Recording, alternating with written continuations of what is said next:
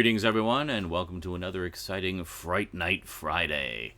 So, we've kind of been in collection overview mode for the past few weeks, and I thought, well, everyone seems to be enjoying the overviews so much, why not carry on with them? Because I've got plenty other horror stuff that we can take a look at.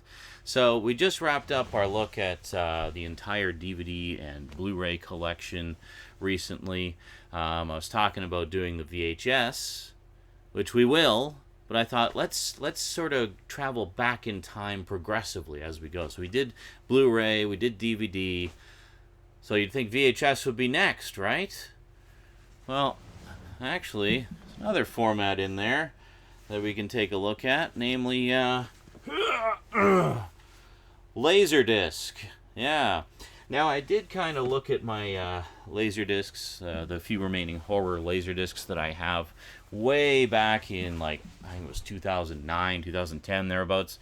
I was doing a series called Remnants of My Laserdisc Collection. Now, here's the thing. This was back before I went high def, actually quite a bit before I went high def. So I thought, now that I've got a nice 1080p camera, 60 frames per second, why not revisit them? But instead of doing it in multiple parts, we'll just do it all in one overview. So, and this way you can actually see some of the detail a lot better on the, the sleeve art and everything like that. So, yeah. So, Horror on Laserdisc revisited today on the Multimedia Chronicles Fright Night Friday.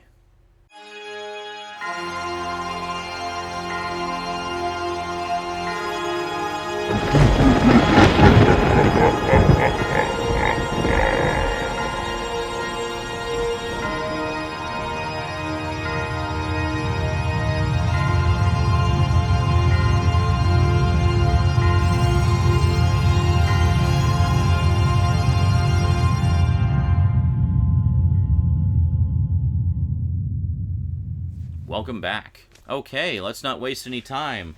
How best to do this? Probably going to do an overhead view, so you can get a good, big, close-up look at everything. I think when I last did these back in the day, I was way over on the other side of the room, which made it hard to see. I think I did kind of zoom in a little bit, but anyway, we'll give you a real good up-close and personal look at all of them. Let's do it. Ooh, striking shadows, so film noir. Yeah, it's actually the shadows of the tripod because I have the light just right over there, and whatever, I kind of like it. It's styling, Alright, first up, here we've got the Criterion Collection edition of Ghostbusters. Criterion basically started on Laserdisc back in the day. Of course, they continue to make waves nowadays with their absolutely superb Blu-ray collections. They did a pretty solid run on DVD as well. Lots of great titles. So, Ghostbusters is one they no longer have the rights to. It's reverted back to Sony. So, as far as I'm aware, this is the only time they ever did a release of it.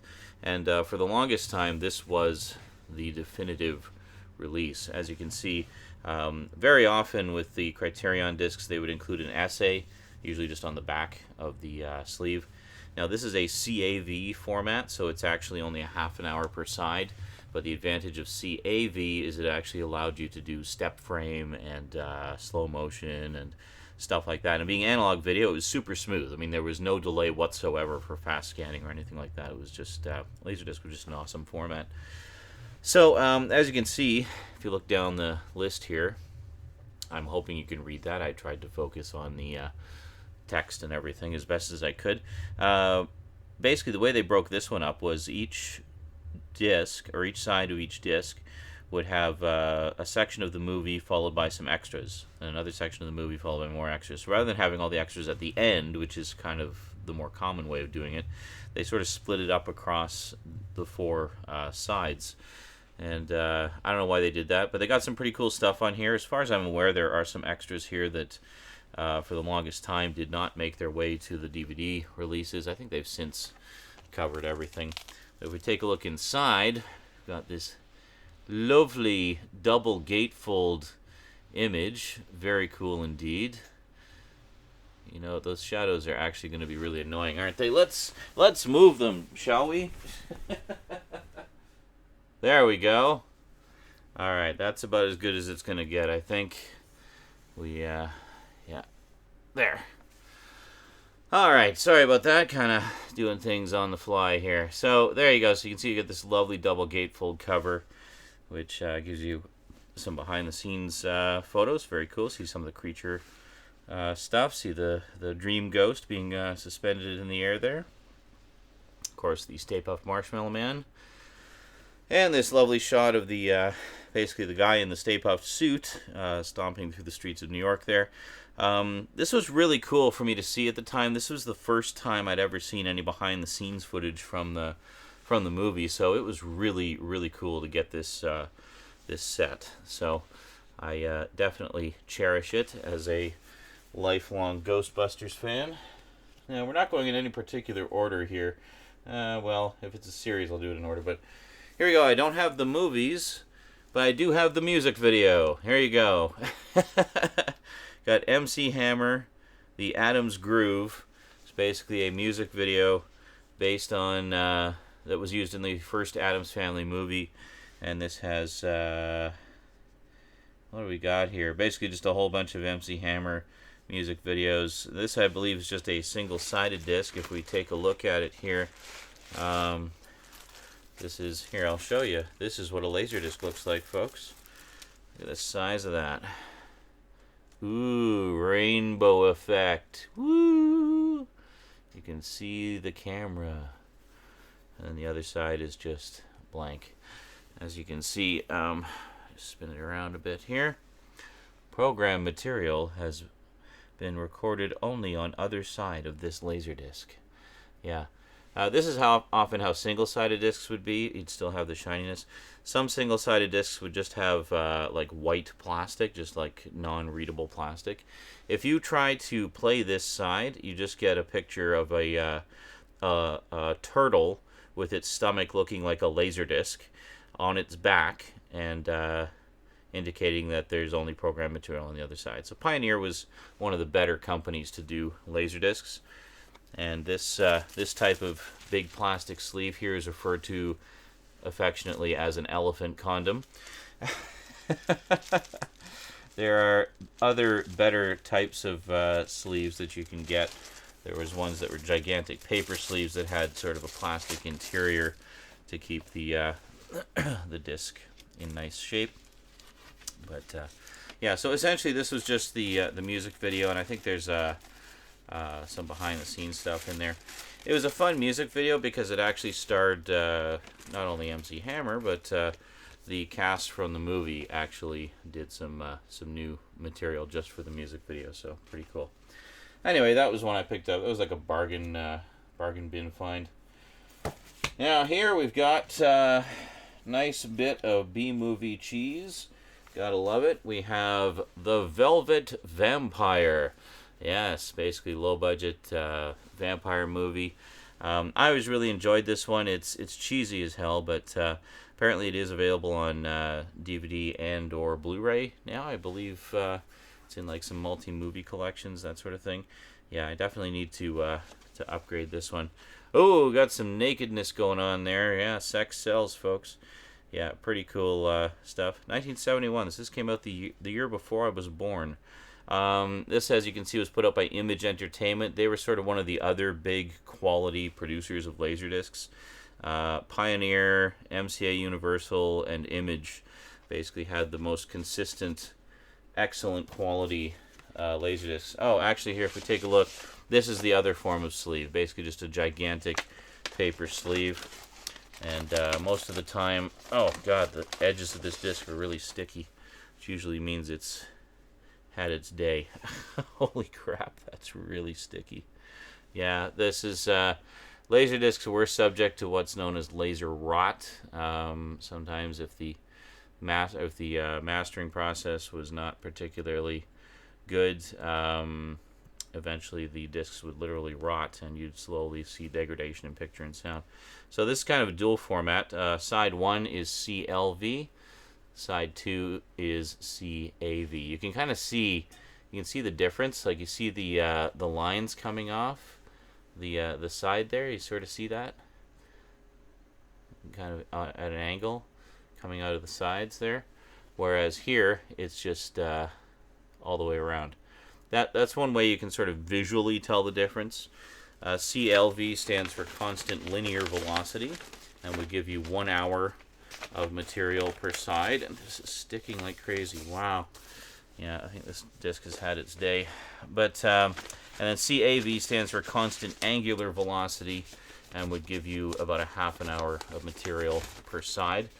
And the advantage, as I mentioned before, of CAV is CAV would give you the full functions and features and whatnot, where you could you could step frame through scenes and do sort of scene by scene analysis and whatnot. Next up, this is an independent vampire film that I really enjoyed, loosely based on Dracula's daughter. We have Nadia. Yes, this is really, really good stuff. I really enjoyed this one a lot. Presented by, but not directed by, David Lynch. Definitely recommend checking this out if you like a bit of low-budget vampire action. And it has, what's his face? Peter Fonda, yes. Has Peter Fonda in it as the sort of Van Helsing character. But it's basically a vampire story set in modern day. The whole thing's in black and white. And they would use this Fisher-Price camera that used audio cassettes instead of video cassettes to do sort of vampire vision shots, which is kind of interesting. But this is really, really good. I like this one a lot. If you've never seen it and you're a vampire fan, I definitely recommend checking out Nadia. Yes. And I'm sure it must be on DVD or Blu-ray by now. Next up, I've talked about this one before. Not strictly horror. It's kind of sci-fi horror, as it were. Sci-fi, fantasy, horror, a little bit of everything in this one. Got The Dungeon Master, also known as Rage War. This disc, I know, is horrible for laser rot. I mean, it came from Lightning Video, which I'm sure is a big, high-quality brand there. But, yeah, I remember the last time I watched this was probably about 10 years ago. And the visuals were pretty rough. But obviously I keep this around because this is one of my favorite sort of low-budget flicks. I should mention also this is the censored version. This is not the uncensored version that is on the DVD and the forthcoming Blu-ray edition. The uncensored version goes by the title of Rage War. I don't know why the different titles, but there you go. But basically, sort of, I don't want to say anthology thing, but it's a very episodic movie. Basically, a guy's girlfriend is kidnapped by this evil sorcerer, played by Richard Mole, who does a great evil sorcerer, I have to say. And he has to undergo several trials in order to rescue her. And each of the trials is sort of like plays out like a short little, set piece. And each one is done by a different director. So there you go. Pretty cool stuff. So needless to say, it's kind of disjointed at times, but it's fun. It's just good, innocent, low-budget fun. And you got Richard Mole just chewing up the scenery as Mestima, the evil guy. And here we have George A. Romero's Night of the Living Dead. This is the super-duper 25th anniversary collector's edition from Elite Home Video. This is one of the last Laserdiscs I got, actually, and definitely a good one to go out on. But this was a really notable release when it originally came out, because this was the first time we actually got a fully restored version of Night of the Living Dead, restored from the original 35mm film elements. This is the same edition. If you have the DVD, the Millennium Edition DVD, it is exactly the same content as what's on this Laserdisc, 100% identical. I want to get the Millennium Edition just so I have a version of this that's a little easier to access. And but the cool thing about the Laserdisc here, of course, is you have all of these wonderful liner notes from, you got Stephen King, you got Samuel Raimi, and Tom Savini, all sort of sharing their memories of their first experiences with the film. And there you go. So then you got the cast and crew then, and the cast and crew now, or at the time of this release. And really cool. So you got the Night of the Living Dead here with a couple of different commentary tracks on it, and you got a whole bunch of a second disc of nothing but extras. So they really went all out for this collection, and at the time, I mean, it was easily the best this film has ever looked. In fact, I don't think we've ever got we still don't have a Blu-ray of Night of the Living Dead, funny enough. I think it's some kind of rights entanglement with the restored print, but if you can track down the Millennium Edition, which you can usually get pretty cheap, you will have the best currently available version and all of the content that's on this beautiful, beautiful, wonderful Laserdisc. So definitely one of the treasures of my collection. And last, but certainly not least, got a trio of editions here. Another super collector's edition from Elite Entertainment. We've got Nightmare on Elm Street, the special collector's edition. Yeah, funny enough, I never owned any of the Nightmare movies on DVD. I don't know why. I did have all 7 of the originals on Laserdisc. I don't have all 7 of them anymore, but I kept a few that are notable, and I'll get to that in a moment. And I owned the first 4, I think, on VHS back in the day. So this is a really nice set, and one of the reasons I actually didn't bother with the DVDs was because they kind of messed around with the extras a little bit, just in terms of the presentation. And the one thing I like about Laserdisc is you don't have to go hunting around in menus. You don't have to, search out Easter eggs or anything like that. The extras are just additional chapters on the disc. You just go to that chapter and watch the extra that you want to watch. It's great stuff. So here we got, again, a beautiful gatefold cover. Very, very nice. And if we take a look here, we've got some memories of the production from Robert Englund, Freddy himself. Very, very cool. And then over here, we've got the all the contents. You see quite a list of contents here. The let's see, the movie is on a CLV disc, so 2 sides CLV, and then we've got all kinds of special features here. Is this 2 discs? Yes, it is 2 discs. So pretty cool stuff. I think there's a few things that are that may not have carried over to the DVD editions. I'm probably mistaken on that. I'm pretty sure that at the very least it's in the complete series, like the complete collection that we got of all 7 movies.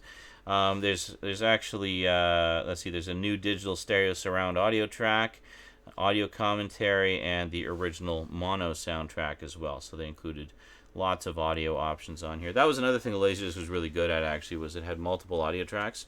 You'd usually have an analog track and a digital track, and what you chose to do with those was entirely up to you. A lot of people, and you could listen to the left or right channel of either of those independently of each other quite easily. So often what Laserdisc collections would do is they would put the commentary track on a single mono channel and then have something else on the other mono channel. Sometimes they would use both and have a stereo commentary, but it was more common to have monaural commentaries at the time, especially when Dolby AC3 Digital came out, now just known as Dolby Digital. But when Dolby Digital came out, originally the way they would put it on, it actually debuted on Laserdisc.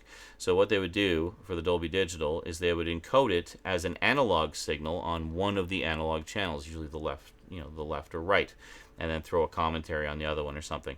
So then what would happen is you would switch to that analog channel, feed it through your audio receiver, and it would decode that analog signal and translate it into the Dolby Digital surround sound.